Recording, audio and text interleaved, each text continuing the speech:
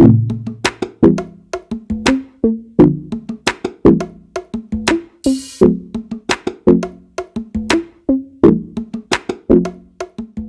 everyone, Happy New Year and welcome to episode 2 of the Miami Tech Pod. I'm Cesar Fernandez, and as always, I'm joined by my co-hosts Brian Breslin, Maria Durkee, and Will Weinrop. And we have a special guest on the pod today. Chris Sopher is the co-founder and CEO of WhereByUs, a Miami-based tech company that's built a network of local newsletters in Miami, Portland, Orlando, Seattle, and Pittsburgh. Chris, welcome to the Miami Tech Pod. Why don't you tell our listeners a little bit about your background? Thanks for having me.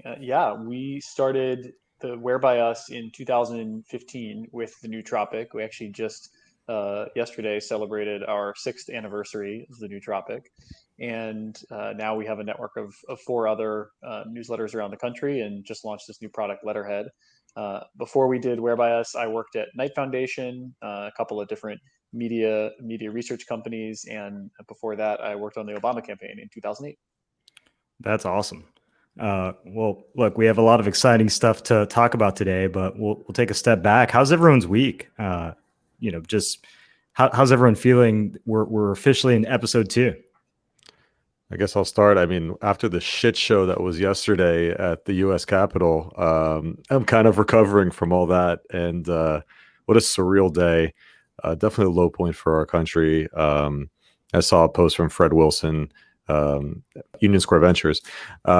He basically posted, like, if this is the low point for our country, let it just be the low point and let us heal now at this point and let us bounce back. So I kind of just share that sentiment. So hopefully the rest of 2021 is looking up. But yeah, 100%. Yeah. Brian, how are you doing?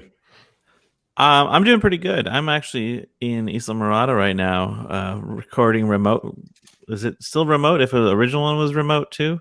Double remote, yeah. So I'm doing pretty good, all things considered. I think I'm still, optimistic about 2021, and I think there's gonna be some interesting stuff that comes out of this group and our city. And so I'm trying to be as positive as possible this year, and not let these negative externalities that I have no control over sort of control me. So.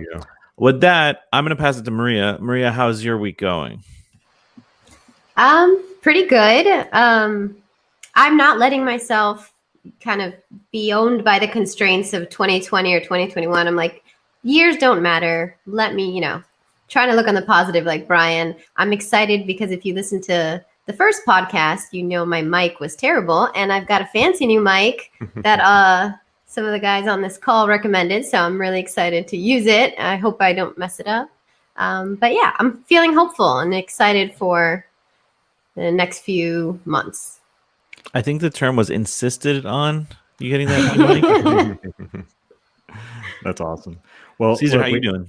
I'm pretty good. I'm busy. Not as busy as Maria. I mean, she's like on NBC and town halls with the mayor and all of that. But for the most part, I'm feeling good, and I'm just in general an optimist. So I'm really looking forward to 2021. And Will, I definitely share a lot of the sentiments. It was an embarrassing day yesterday, but we a lot of good stuff to look forward to for sure this year. Agreed. Turn the page. Let's move forward. Let's get the bad stuff out of the way so we can welcome the good things. Yeah, let's jump right in and go around the horn. Brian, what do you have for us this week? So my topic today, and it's fortuitous that we have such a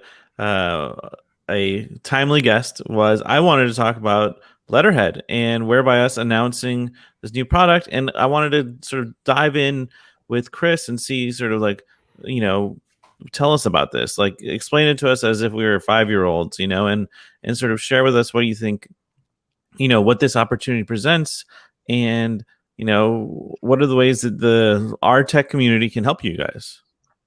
Yeah. So Chris, give us sort of the rundown.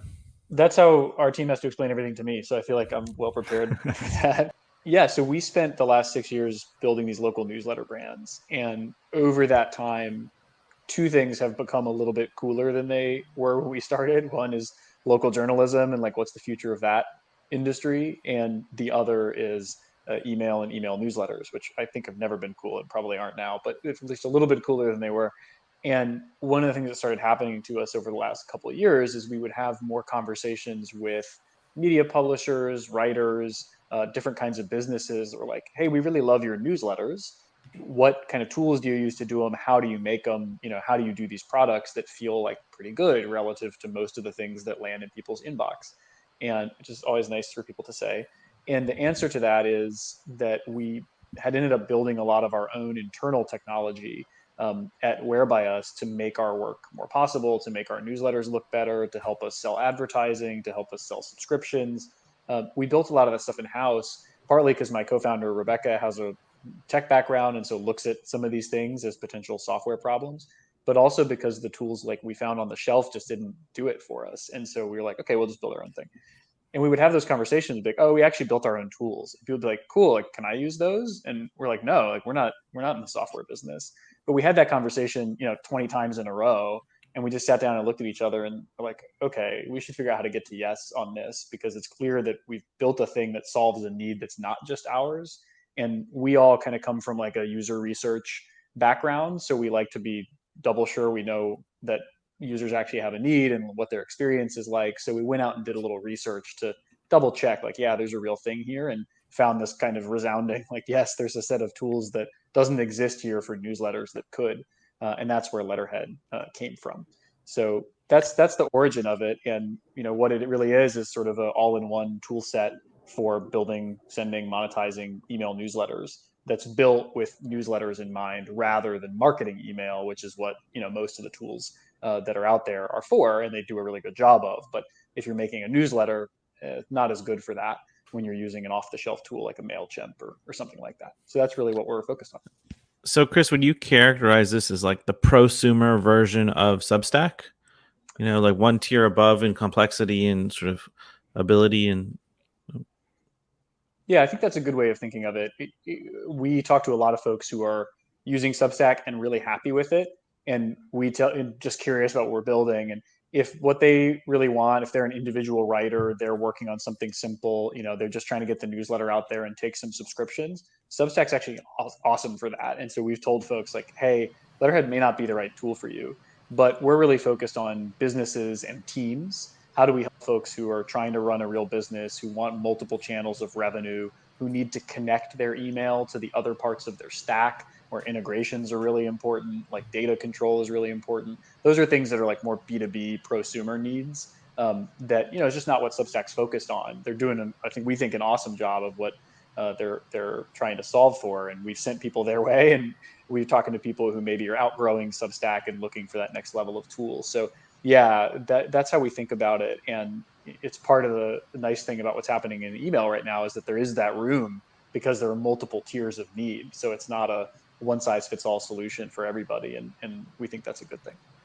Chris, I have a question here. I feel like, and this is my thesis a little bit, but I'd love to get your take of, we're kind of going full circle in terms of email as a medium to get information out. There's tools that are getting really smart about decluttering inboxes and all of that.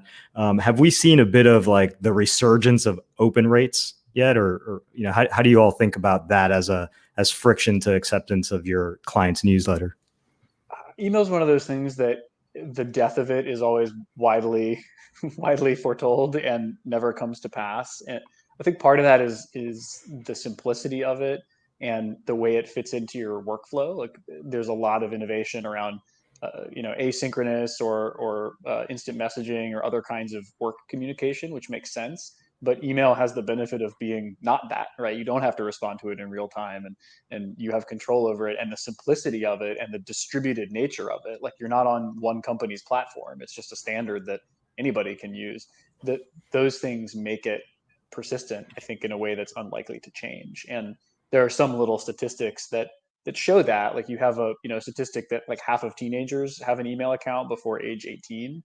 And those numbers haven't gone down significantly in the last 20 years. They're actually going up slightly. So the notion that it's going to age out generationally, I think, is also not quite right. It's being used differently, which I think is part of what you're getting at by folks in both good and bad ways, right? Like the amount of email people receive right now, particularly spam, is insane and getting worse. It's just like spam phone calls or text, right? The signal to noise ratio is really hard right now, I think, like it is on a lot of platforms. But that's why you see so much innovation around that. But what we're seeing is, yeah, engagement around well-built products that people actually want to spend time with, that respect the user, is going up. People are spending more time with those products, but you do have to cut through a lot of noise.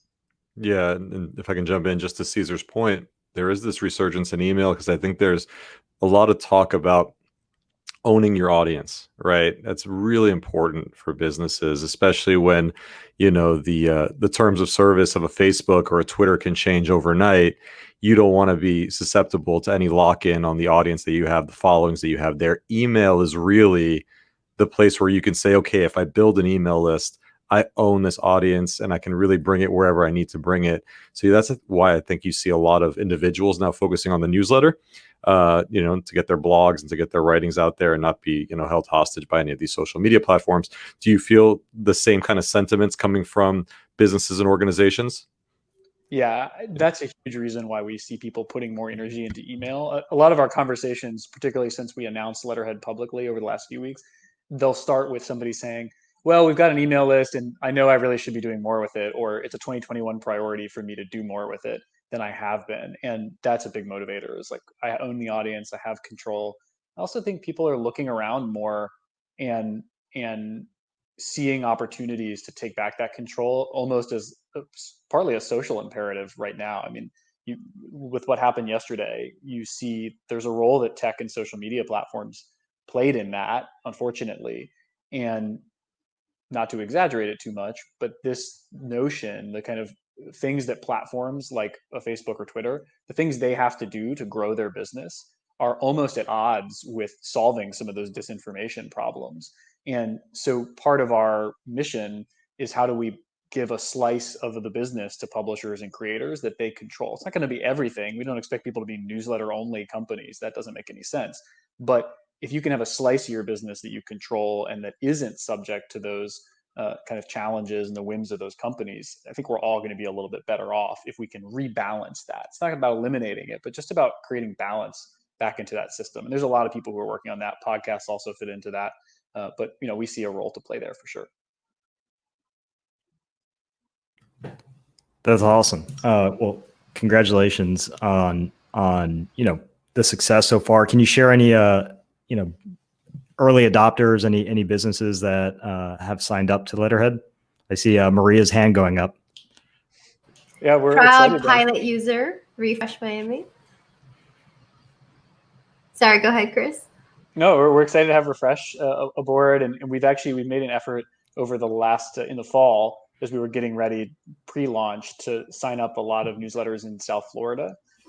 Partly because it's home and we want to be supporting other local businesses, but also because we're piloting a thing we think we can add value around, which is helping do group sales across the network to different advertisers and sponsors. Because we hear from a lot of brands that are doing more email advertising because they see it as being very effective, and they'll often come to us and be like, hey, we want to reach this many people, and their goals are much higher than our audience numbers that we own. And so we see an opportunity to do that. So we're actually piloting that right now in South Florida through the first half of this year, doing this kind of sales across different Miami newsletters. So in addition to Refresh, O Cinema, The Plantain, High Low News, Choose 954, there are some other folks that are coming aboard and using Letterhead, where we think we can help bring some extra revenue to the table for them too. So we're pretty excited to be experimenting with that here at home. And then outside of Miami, we're bringing on a whole random group of folks, everyone from churches to larger media publishers that we're bringing aboard. And we're trying to make it pretty diverse because we see a lot of people tinkering with this and having those needs. So we've been purposefully looking for different kinds of organizations to come on and use Letterhead. And we're up to about 25 active customers now, and expecting that to roughly double kind of month over month over the next few months. Chris, is there any ask that you'd like to make of the Miami community, of like, how can we help you? Like, I think one of the big things for this year is, how can the community help the members of the community and the new people to our community? So you guys are old school Miamians, and so I want to know how can we leverage our audience and our community to help you guys this year? I think at this point we're just old Miamians. I don't know if we're old school, but I'll get the lame one out of the way first, which is we are going to be raising some money to help us grow Letterhead, and in particular, we're interested in working with investors who have a background in software as a service and B2B SaaS in particular. We have some experience there. We've learned a lot, but we're also new to that industry as a company, and so getting into that is something we're going to be focusing on a lot. But I think the more immediate and tactical one is that we are hoping to meet and support a lot of underrepresented creators and smaller creators who are building news and journalism and community projects for those slices of the community. And we'd love to meet those folks. And so if people listening know anybody who's publishing a newsletter or building a cool community, even if it's small, of people in South Florida and trying to build engagement and build community relationships, we'd love to help them with email. We're doing like special pricing and services for local businesses, and particularly for smaller and underrepresented communities, partly because we feel like it's really important, and partly because we think there's a lot of value in that growth. We looked around each other and said, the new Tropic is 6 years old. It has about 40,000 daily readers. How do we help that double or triple? And one way to do that is just to try to grow the new Tropic. How do we get to 80,000 or 200,000 readers?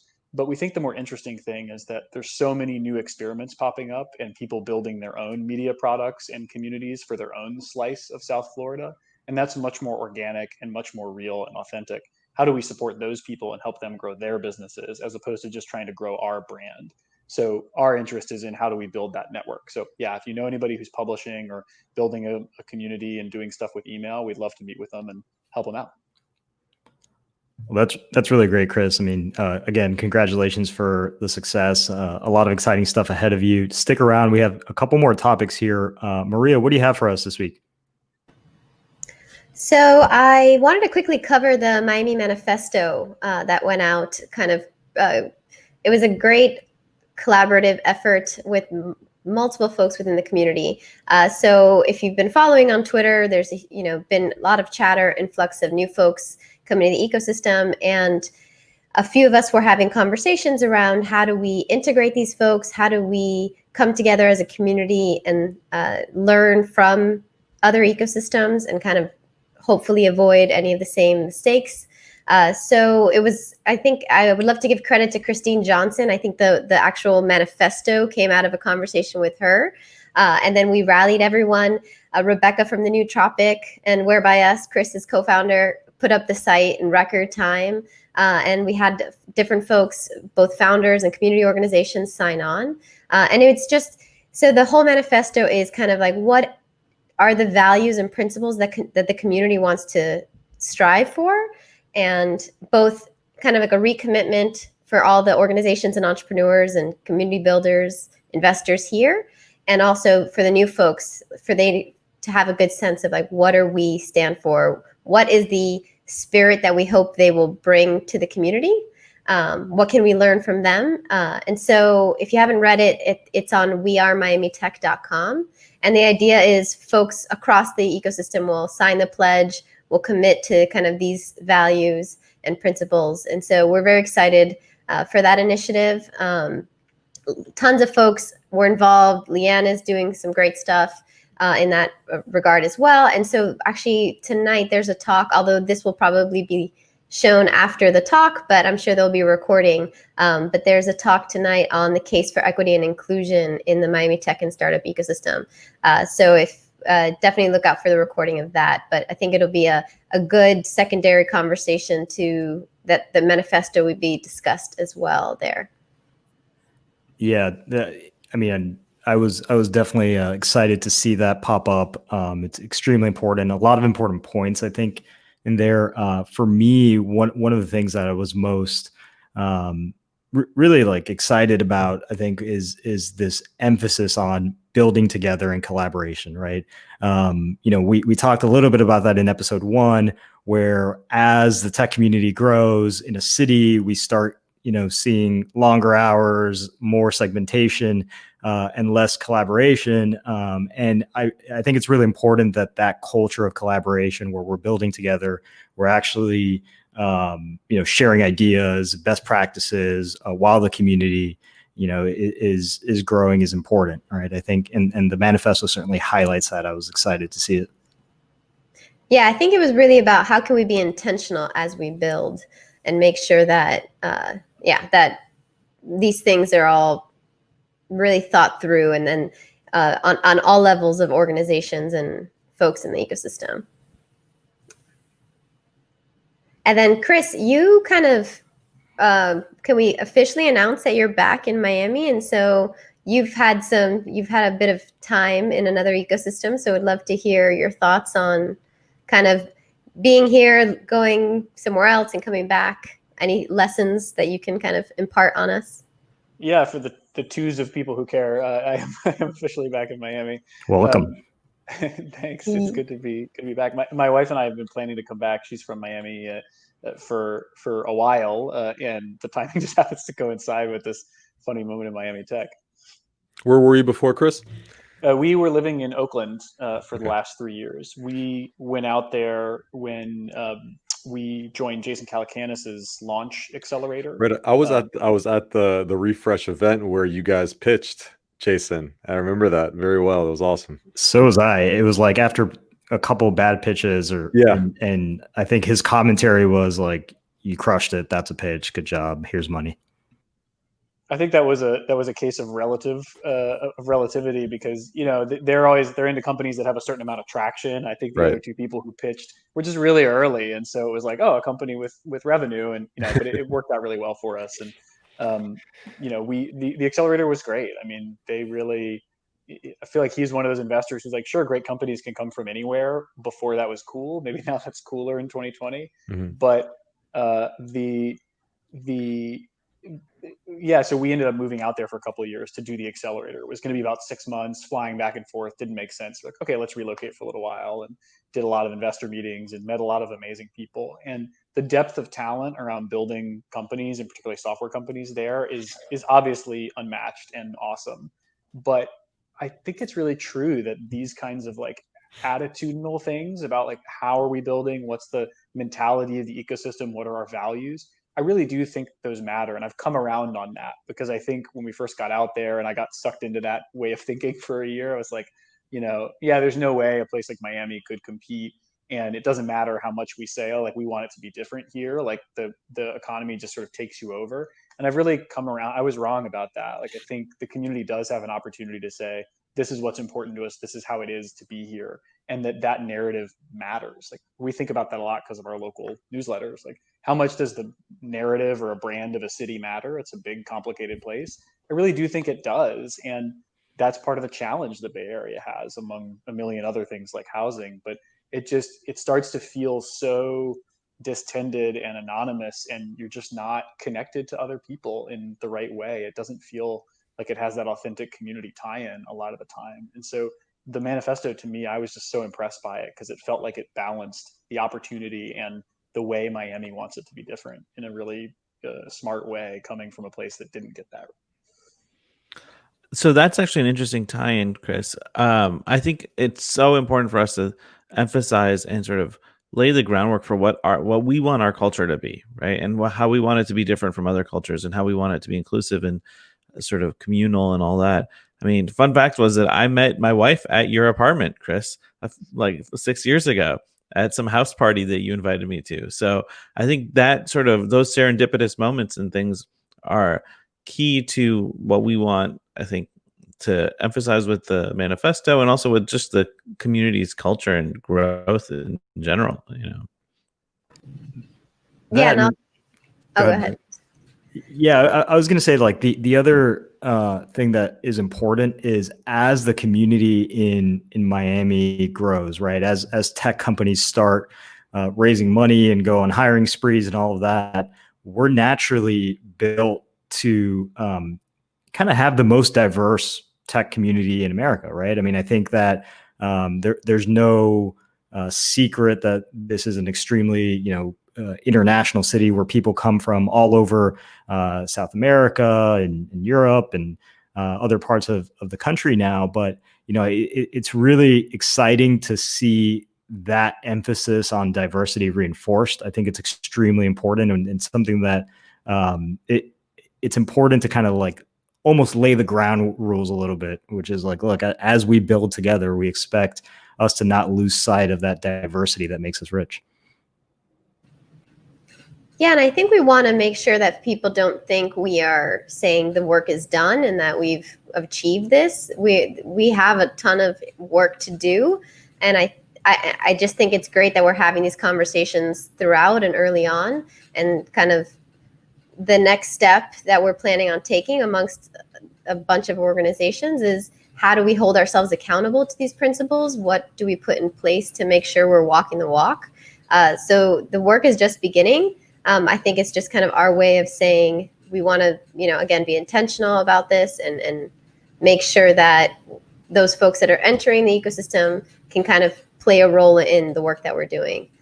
So yeah, I'm excited for the next steps to kind of the manifesto. Very cool. Other topics to talk about. Will, what do you have for us this week? So again, on the note of all this excitement happening in Miami, Blackstone signs a huge multi-year lease in downtown Miami, taking up 41,000 square feet of office space. That's pretty exciting. And they also announced that they're looking to hire 200 employees here in the South Florida region. So that's a big deal. We talk a lot about, big companies moving here, creating jobs, and also high paying jobs. A lot of these jobs are going to be, really high compensating jobs, and it's going to attract a lot more talent to the South Florida area. Having an anchor like Blackstone, I think, is just a big flag for us to plant. So I wanted to get the thoughts of my co-hosts on that one and what it could mean for the ecosystem as a whole. Yeah, I think the biggest thing, and you alluded to this, is not just the talent, but what happens in that next career step for a lot of those people, right? If you're coming down to Miami, you're laying down roots, you're moving your family, your kids are in public schools here, and you get that opportunity from another company that's hiring a CTO, that next step from the individual who worked here and really laid down roots to a local company is really where the magic happens. And I think we're about to see that at scale. It's a bit of the compounding of the network effect of companies moving here. But that's for me the most exciting, which is not like the immediate 200 people that are moving here to work at Blackstone, but like what happens in year 4, 5, and 6 of their career after that. Yeah, I kind of this is something I call like the plan B problem, where I know that actually us and the New Tropic worked on a research report for the Knight Foundation a few years ago on, the Miami diaspora, why they leave and what would take them to come back.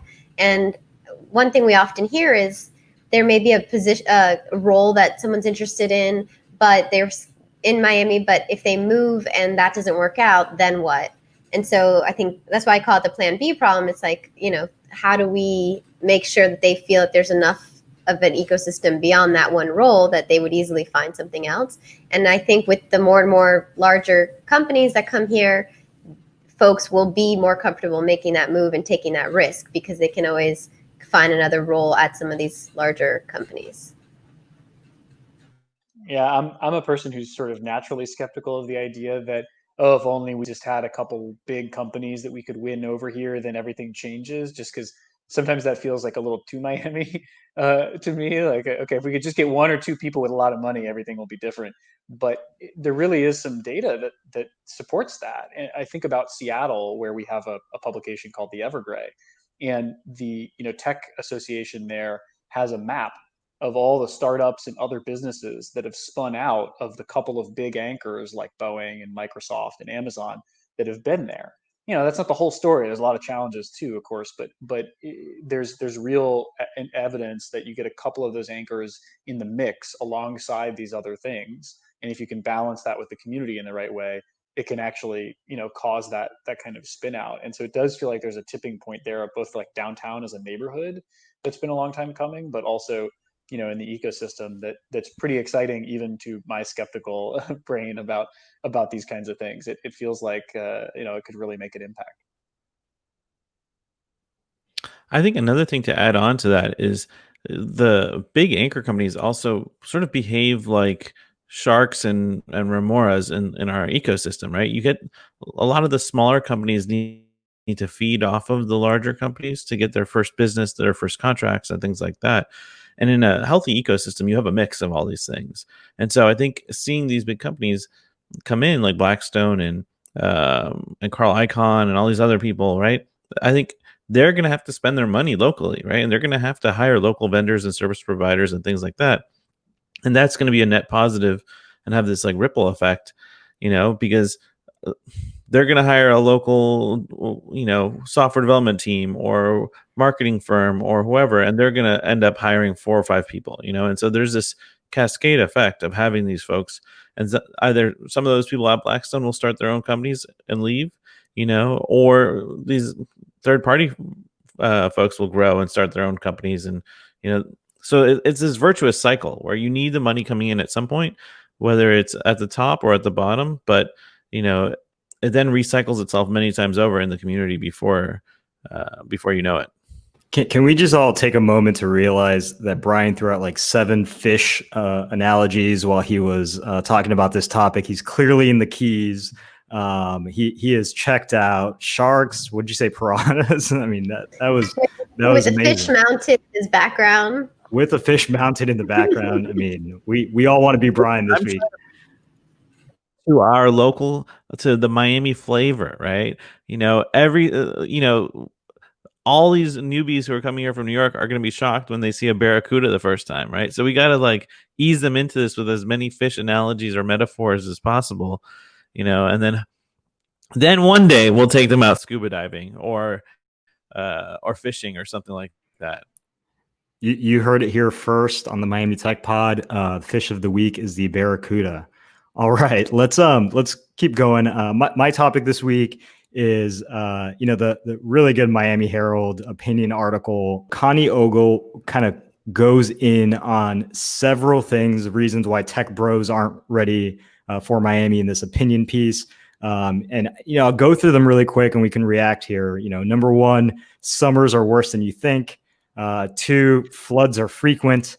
3, hurricane culture, not the football team, like the natural disaster. 4, outdoor life is different here. We have like massive insects and bugs.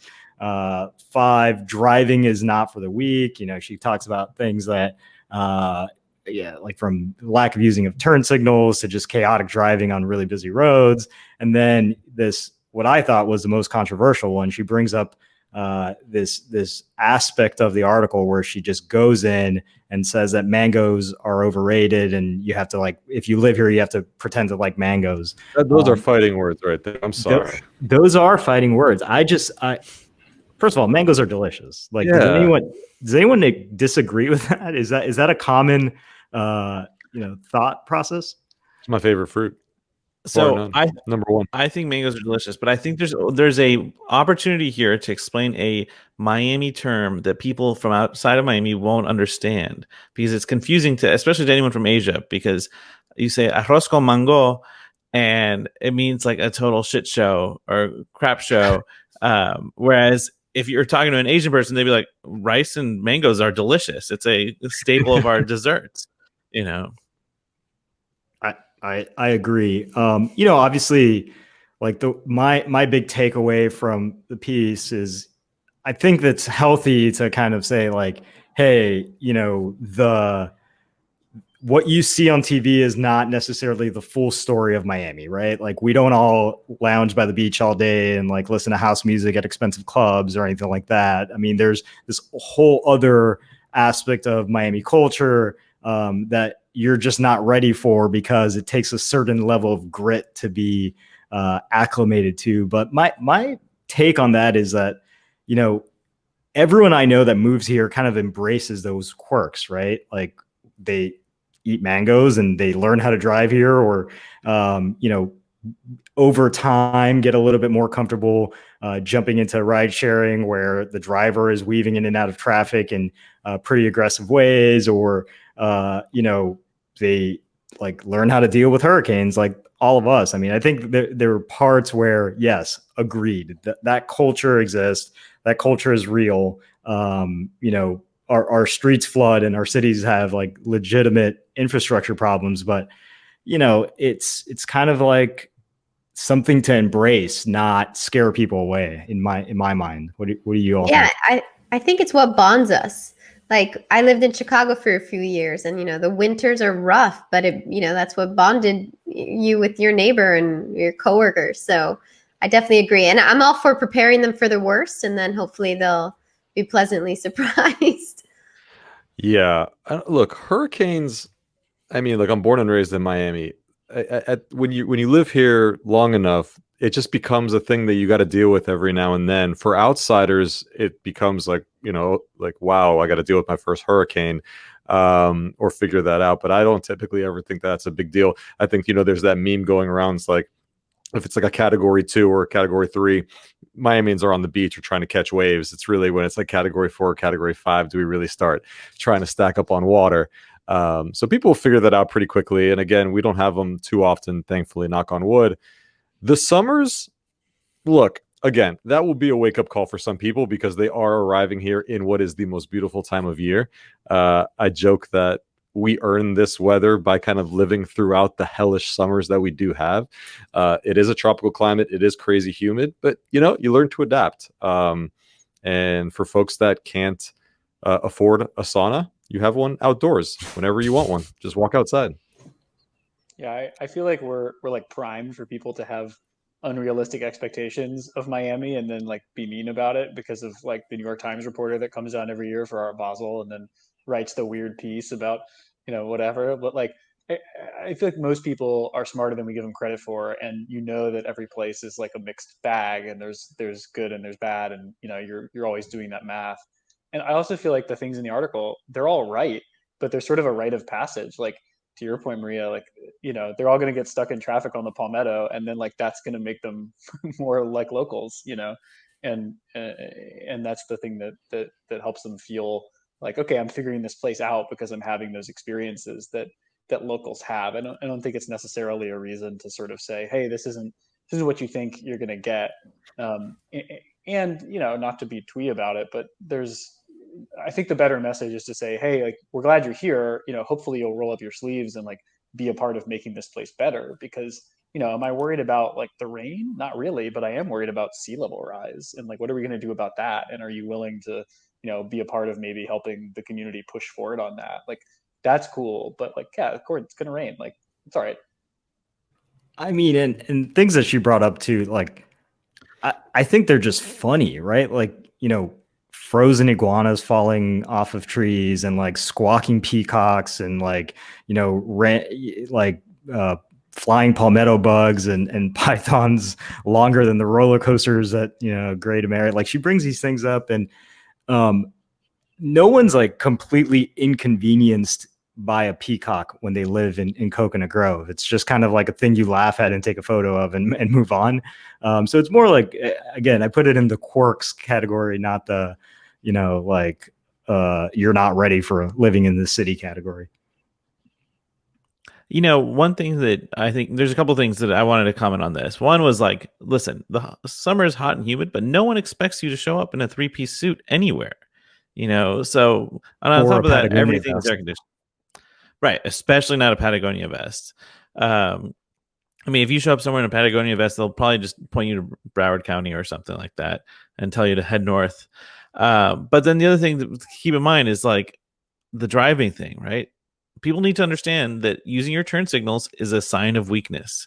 And this is like the law of the jungle here, that if you start showing weakness, you get eaten up. So just keep that in mind when you're cutting someone off right before the on-ramp to I-95 North. It's a true meritocracy. The strongest survive on the Palmetto. Trial by fire, car fire. And that will appeal, I think, to the Bay Area mentality. That's true. You duke it out on the 826. Oh man. All right. Well, Will, we have to shift gears a little bit. We want to bring up a clip that you have from Lessons Via Leader, your podcast. I think you interviewed Rebecca Donta from the Miami Angels. Can you give a sense of how that conversation went? Yeah, no, Rebecca's awesome. I think everybody on this call knows Rebecca. For the folks that are listening to the podcast that don't, Rebecca's the managing director of Miami Angels. It's Miami's largest angel network. If you're pitching or you have a seed stage startup, pre-seed startup, reach out to them. They're a great group of individual investors. They just syndicate together to source deals.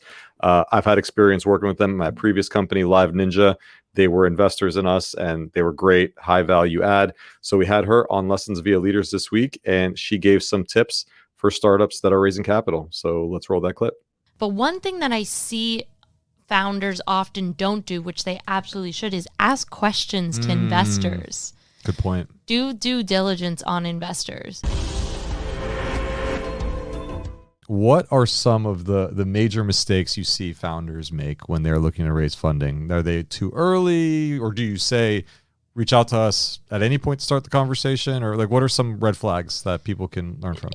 Yeah, that's interesting. VC is very much relationship building, Right. so there's nothing wrong with reaching out just to get to know someone, understand the VC or the investor's thesis.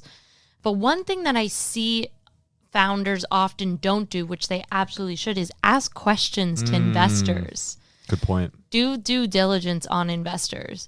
Ask them what their vision is for how they work with the company, right? Because I think as a founder, you want someone who can help you and be strategic, but at the same time completely trusts you to make your decisions. Be upfront. Ask them about their process as well. Ask about timing.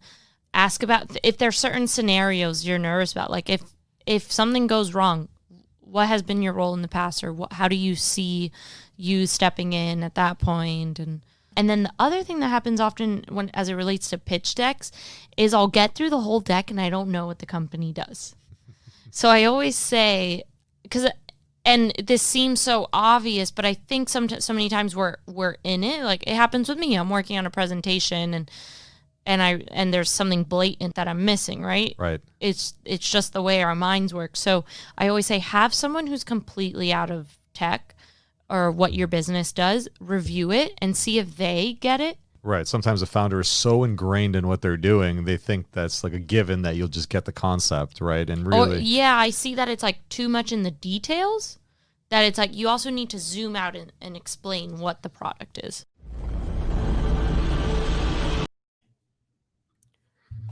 Yeah, so great points by Rebecca there. Chris, someone's that just raised capital or has raised capital in the past. I know you can probably relate to some of that stuff. And her tips on doing due diligence on investors, I mean, that's priceless advice right there, because a lot of folks are in the mode of, okay, I'm the guy that's getting asked questions or the girl that's getting asked questions. I really can't fire back. No, you really do need to ask those questions, because on average, if you're taking money from a venture capitalist, you're in a relationship with that person for 5 to 10 years, right? And you need to understand some dynamics of that potential person. Like one tip that you should ask is, what stage of their fund are they in? Are they at the beginning of the fund, or are they at the tail end of the fund where they're about to raise fund 2, fund 3, fund 4? That will change the way they act in the boardroom, because they might be looking for exits and stories to tell their LPs on the next go around.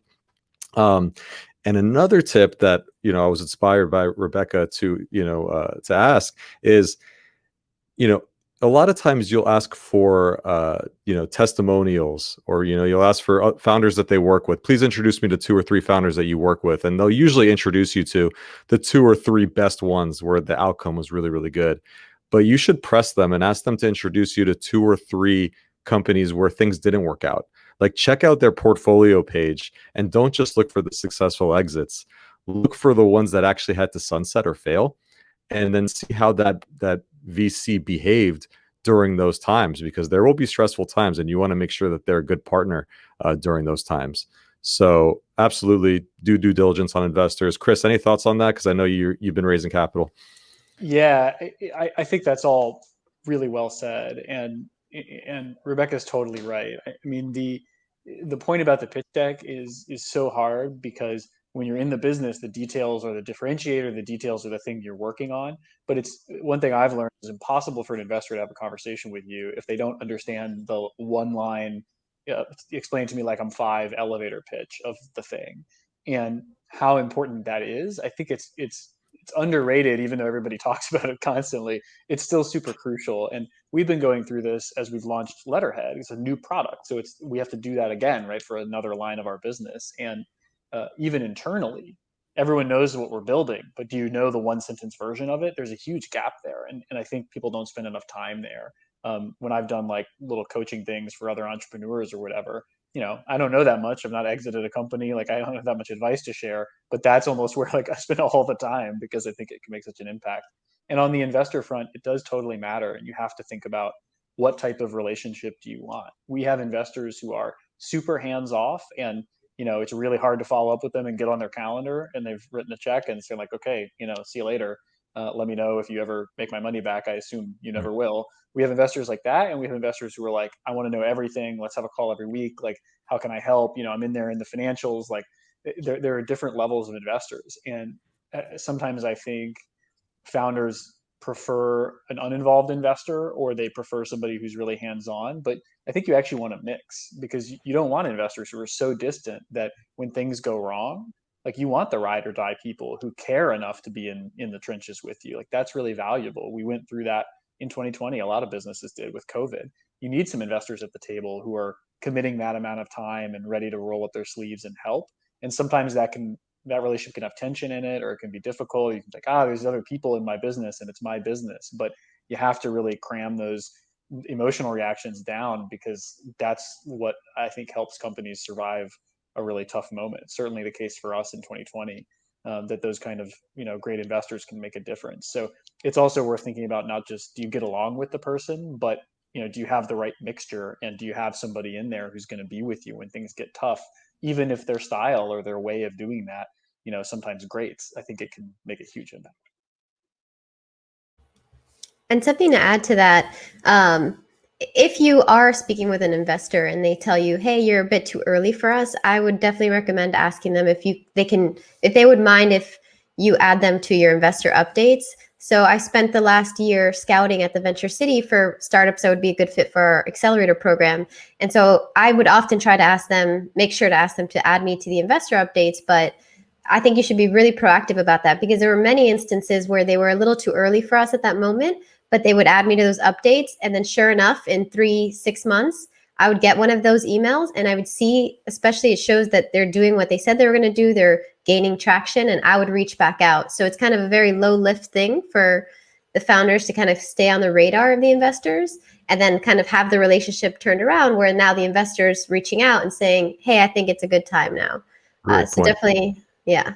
And there's some tools out there that are coming out that makes it very easy. I think one's called Paper Street. So there's a bunch of them. So look into that and it'll make sending those updates even easier. Updates are absolutely critical when you are in fundraising mode and even when you're not, just making sure that communication cadence is on point. It just shows that you're on top of the business, that you're thinking thoughtfully about the business. And then, for folks that are prospective investors, they'll be like, listen, if I'm an investor, I'm going to be able to even work with this founder even more. So those monthly email updates are critical to the point of the market that Chris is operating in. Get in those inboxes, I have two last comments on this. One is I'm going to repeat what Will and everybody else is saying about the investor updates. Like the one time that I raised money, having those monthly updates available to our investors was critical because that way we were able to ask them, give them the asks. Like this is where what challenges we're running into. This is the issues, and a pro tip, you could use Letterhead to start that newsletter and set up a private letterhead for your investors. And the other thing I would say is ask your investors or your VCs, where their LPs come from. Like you want to have some idea of where their money's coming from so that you don't get a surprise here or there. And also to make sure that they've fully raised out the fund that they're promising, because we've seen a lot of jokers in Miami over the years who've come out with $100 million funds or $200 million funds, and there's really nothing that's been raised yet. They're trying to sell your deal flow to their LPs and say, listen, we've got all these amazing startups that we want to put money into, but we need your money, right? Or whatever it is. And so you don't want to be in that kind of mess because that just delays your fundraising. And usually those people probably aren't the best people to have on your cap table. I just switched our investor update to Letterhead, so it's funny you say that. I think this is totally right, and it can get really tough on the monthly basis to get the updates out. But that was one of the things we picked up from Jason Calacanis's accelerator, was like the importance of the monthly update, even versus quarterly or whatever, kind of infrequently, because it just getting in that rhythm and forcing yourself to do that also has an internal forcing function of like, man, did we do anything? Did we make any progress in the last 30 days? Like, if I don't have cool things to shout out, like something's wrong. So it's a really good habit that's easy to ignore, and it's made the difference for us. One of our investors is Crillian Ventures, Melissa Krinsman, and here in Miami, and we probably pitched and met with them, I don't know, 4 or 5 times over the course of the business before they invested. And I don't think Melissa would mind me saying that the first couple of times we met, she was just totally unimpressed by me. I think she liked my co-founders more, but she's like, this guy sucks.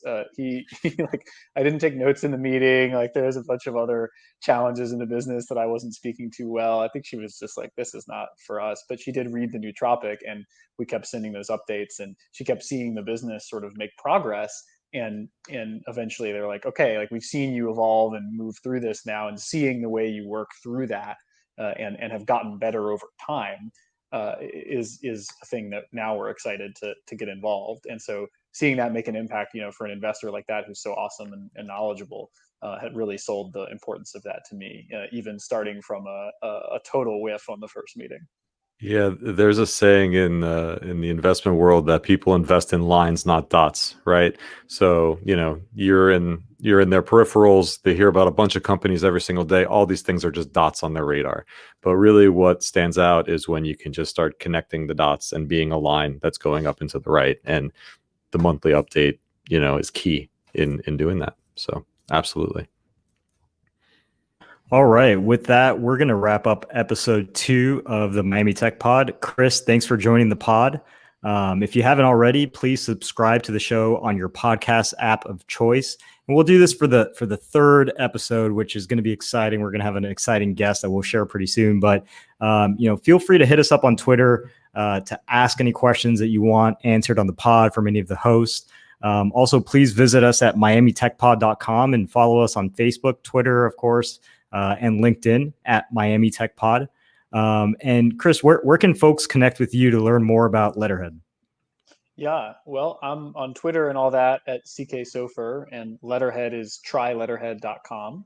And our emails are always open. I'm Chris at tryletterhead.com. I'd love to chat with anybody who's interested. Great. And last, for all the listeners, please share this episode with anyone who's interested in learning more about the Miami Tech community, and we will see you all on episode 3.